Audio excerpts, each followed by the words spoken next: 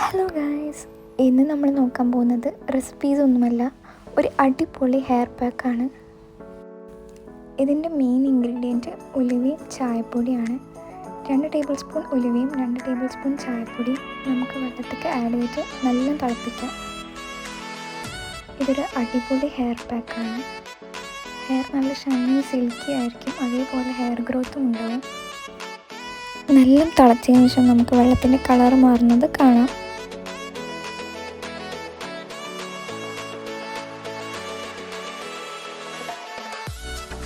അതിനുശേഷം നമുക്ക് ഈ വെള്ളം ഡ്രെയിൻ ചെയ്തെടുക്കാം.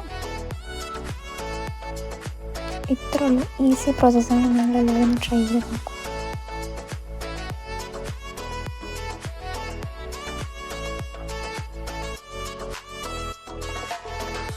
രണ്ടാമത് നമുക്ക് വെള്ളത്തിൽ ഒന്നും കൂടി തിളപ്പിച്ചതിന് ശേഷം ഒന്നും കൂടി വേണമെങ്കിൽ ഡ്രെയിൻ ചെയ്തെടുക്കാം.